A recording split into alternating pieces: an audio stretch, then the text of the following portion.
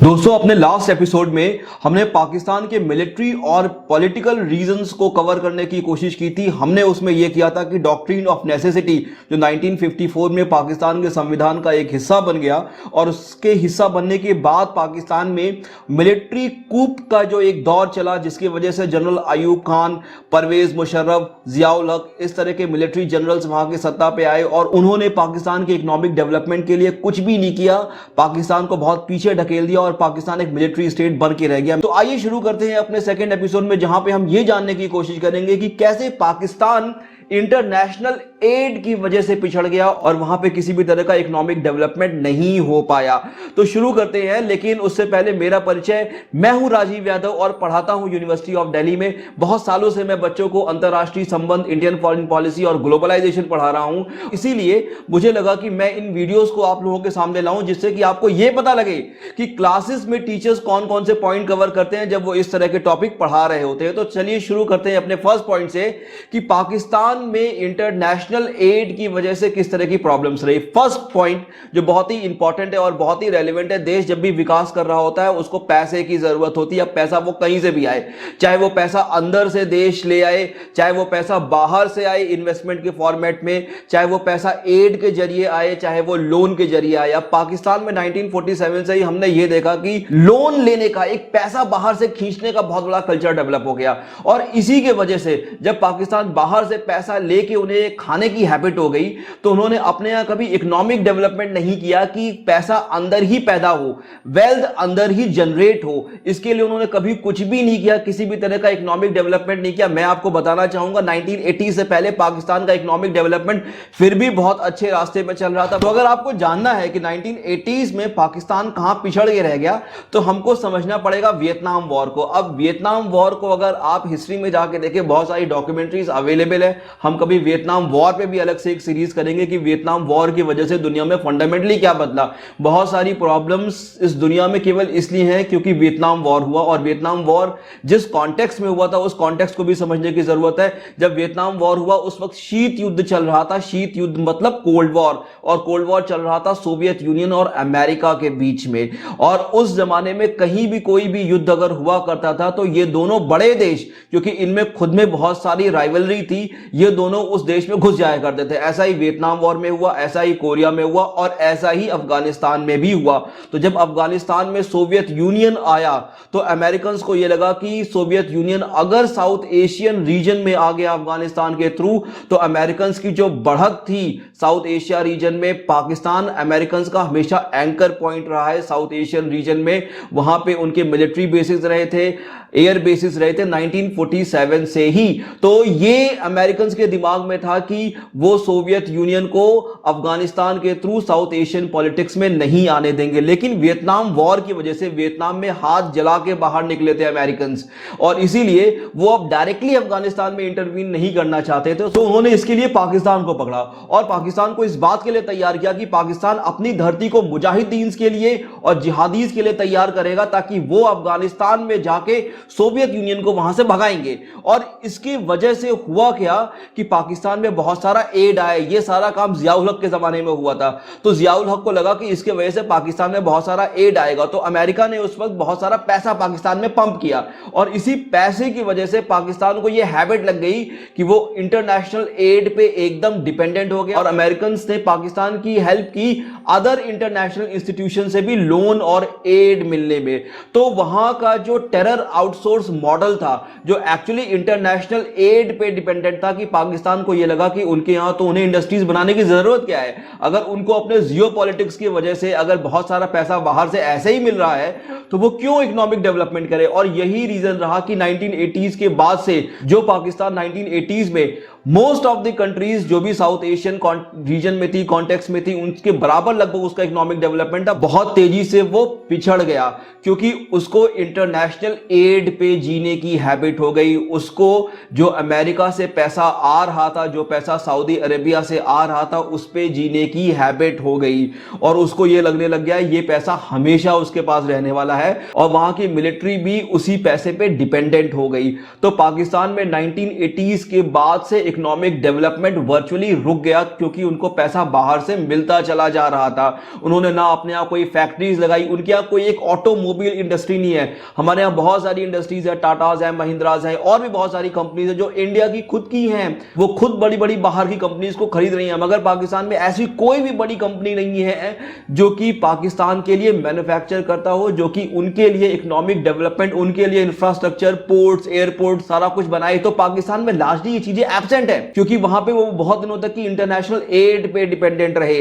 अंतरराष्ट्रीय सहायता जो उन्हें अमेरिका से मिलना शुरू हुई 1980s के बाद से, और इसी की वजह से पाकिस्तान टेररिस्ट ब्रीडिंग ग्राउंड बन गया। ये एक बहुत ही अच्छा टेरर आउटसोर्स मॉडल है। अमेरिकन को ये बात समझ में आ गई वियतनाम वॉर के बाद कि अगर वो अपने सैनिकों को भेजते हैं उस धरती पे, तो एक तो पहली बात ये है कि आप का जो सैनिक होता है वो आपके पेरोल पे होता है, आप उसके लिए जवाबदेह होते हैं। अगर उसकी डेथ होती है तो आपको उसको हर्जाना भरना पड़ता है, अपने यहां कांग्रेस में आपको जवाब भी देना होगा। पर अगर कोई मुजाहिदीन, कोई जिहादी, अगर उसकी डेथ होती है तो अमेरिकन को कोई जवाब देने की जरूरत होती ही नहीं, केवल वो पैसा खर्च कर रहे थे। और बहुत बार तो उन्हें सैलरीज भी नहीं पे करनी पड़ती थी, केवल हथियार दिए और काम बन गया। इस पे हॉलीवुड की बहुत अच्छी मूवी है चार्ली विल्सन्स वॉर, जहां पे आपको यह समझ में आया कि अमेरिकन ने किस तरह से पाकिस्तान को एड देके वहां पे मुजाहिदीन जिहादीज को तैयार किया, और पाकिस्तान ने उसी एड को रख के उनको यह लगने लग गया कि जो उनकी खास जियोपॉलिटिक्स है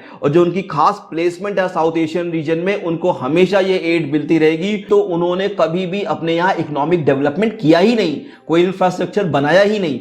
और इसके साथ जो और बहुत सारे कारण थे कि पाकिस्तान में फंडामेंटलिज्म आ गया। तो आज हम अगर बात करते हैं तहरीके तालिबान की या मुजाहिदीन की, जो पाकिस्तान में ही उन्हीं की गवर्नमेंट के खिलाफ लड़ रहे हैं, तो पाकिस्तान में बहुत सारी पॉलिटिकल इंस्टेबिलिटी जो पाकिस्तान के टेररिस्ट ब्रीडिंग ग्राउंड बनने की वजह से हुई, आज वो पाकिस्तान को ही सता रही है। तो ये बड़ा ही इंटरेस्टिंग केस स्टडी है, और बाकी देशों को भी इस बात का ध्यान रखना चाहिए कि अगर वो अपने यहाँ टेररिज्म को फैला रहे हैं तो ये एक ऐसा सांप है जो बाद में उन्हीं को काट खाएगा, जैसे पाकिस्तान में अभी हो रहा है। हम पाकिस्तान में हमें डेली सुनने को मिलता है कि वहां का जो तहरीके तालिबान है, वहां के जो और भी मुजाहिदीन संगठन है, वो पाकिस्तान के गवर्नमेंट से ही लड़ रहे हैं, उनकी मिलिट्री से ही लड़ रहे हैं। तो किस तरह की एक सॉरी स्टेट ऑफ अफेयर्स है पाकिस्तान में, हमें आजकल देखने को मिल रहा है। सेकंड मोस्ट इंपॉर्टेंट पॉइंट कि पाकिस्तान एक एग्रीकल्चरल कंट्री है। अगर पाकिस्तान के प्लेसमेंट को हम देखें तो पाकिस्तान में जिसको हम पंजाब कहते हैं, पूरा अगर आजादी के पहले की पूरे पंजाब की बात करें तो आज का जो पंजाब भारत में है और जो पाकिस्तान में पंजाब है, इन दोनों को मिला के पूरा पंजाब बनता था। तो उस पंजाब की बात करें तो बहुत ही फर्टाइल लैंड है, सब कुछ वहां पे हुआ करता था और किसी भी तरह की कोई कमी ना हुई होती अगर पाकिस्तान ने वक्त रहते एग्रीकल्चर मॉडर्नाइजेशन किया होता, वहां पे एग्रीकल्चर में इन्वेस्ट किया होता। पाकिस्तान में एग्रीकल्चर के लिए बहुत स्कोप था क्योंकि उनके पास एक बहुत बड़ा फर्टाइल प्लेन्स थे और रिवर कैचमेंट एरिया पाकिस्तान का लाजवाब है। बहुत कम ऐसे देश होते हैं जिनका इतना बड़ा रिवर कैचमेंट एरिया होता है। अगर हम पांचों नदियों की बात करें तो वहां के पंजाब में हमें वो पांचों नदियां देखने को मिलती हैं, तो उनका रिवर कैचमेंट एरिया बहुत अच्छा है। मगर पाकिस्तान ने कभी भी एग्रीकल्चरल मॉडर्नाइजेशन पे कोई काम किया ही नहीं, और ये भी इसी वजह से हुआ क्योंकि उनको इंटरनेशनल एड खाने की हैबिट पड़ गई। उनको ये लगा कि ये जो उनको इंटरनेशनल एड मिल रहा है ये कभी भी खत्म नहीं होने वाला है, ये ऐसे ही मिलता रहेगा। यही एक रीजन रहा कि पाकिस्तान ने किसी भी सेक्टर में मॉडर्नाइजेशन किया ही नहीं। अगर हम पाकिस्तान के बाकी सारे सेक्टर्स को देखें तो बहुत ही प्रिमिटिव हैं, जैसे दुनिया 90s में रहती थी वैसे पाकिस्तान आज रहता है।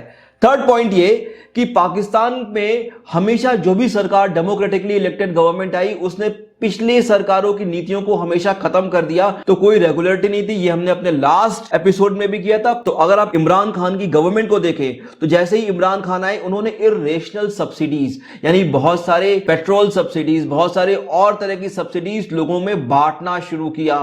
फ्री बीज जिसको हम बोलते हैं, जिसको हम इंडिया में भी बहुत हद तक की डिबेटेबल टॉपिक है, फ्री बीज कि कितना दिया जाना चाहिए लोगों को। तो पाकिस्तान में फ्री बीज देना शुरू किया जब उनके पास पैसे नहीं थे, जब उनके पास फॉरेक्स रिजर्व नहीं थे। इवन वहां के मिनिस्टर ये कहते हुए पाए गए थे कि आप चाय कम पिए क्योंकि चाय को भी खरीदने में हमें फॉरेन एक्सचेंज की जरूरत पड़ती। तो पाकिस्तान की इस तरह की स्टेट हो गई कि पाकिस्तान चाय भी नहीं मंगा सकता था। वो पाकिस्तान अपने यहां लोगों में सब्सिडीज बांट रहा है, बिना सोचे समझे सब्सिडीज बांट रहा है, और इसी सब्सिडीज की वजह से पाकिस्तान की इकोनॉमी 2015 से और भी खराब पोजीशन में चली गई। और अब हम देख रहे हैं कि पाकिस्तान में सब्सिडीज पूरी तरह से हटाई जा रही है, जिसके वजह से पाकिस्तान में, मैंने आपको लास्ट एपिसोड में भी कहा था कि पाकिस्तान में पेट्रोल 290 रुपए का हो गया है वहां के रुपए के हिसाब से, जो कि बहुत ज्यादा बढ़ चुका है। तो इरेशनल सब्सिडीज जो वहां की गवर्नमेंट्स ने दिए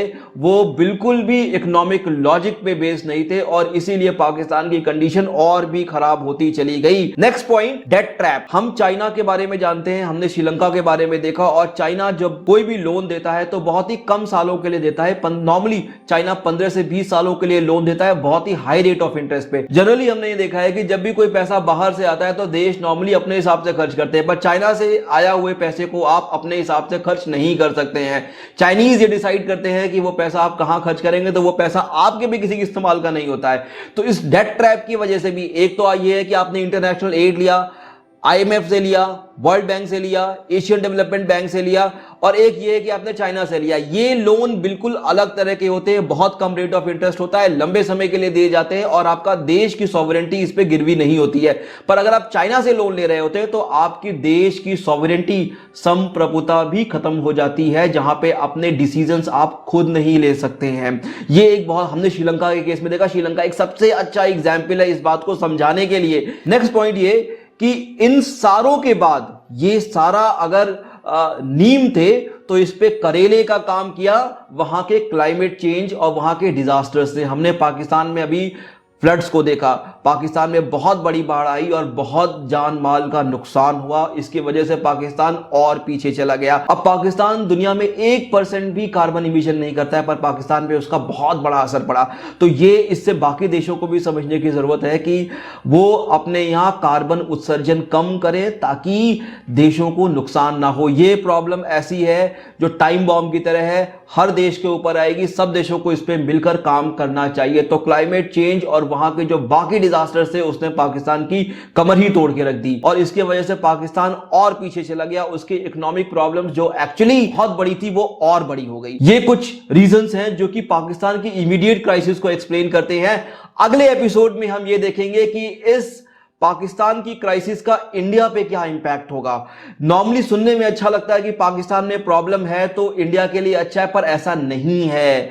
पाकिस्तान इंडिया का नेबर है, एक न्यूक्लियर पावर कंट्री है, और इसीलिए अगर पाकिस्तान डिस्टर्ब रहेगा तो इंडिया के लिए भी ये कोई बहुत अच्छी बात नहीं है। तो अगले एपिसोड में हम ये करेंगे कि पाकिस्तान के इकोनॉमिक डिजास्टर का इंडिया पे किस तरह का इंपैक्ट है। तो दोस्तों, अगर आप लोगों ने मेरा वीडियो यहां तक देखा है और आप लोगों को मेरा वीडियो अच्छा लगा तो प्लीज कॉमेंट करें, लाइक करें, दोस्तों सब्सक्राइब करें। आपके लिए बिल्कुल फ्री है, लेकिन हमें इससे बहुत हेल्प मिलती है। तो इसी के साथ शुक्रिया, धन्यवाद, थैंक यू।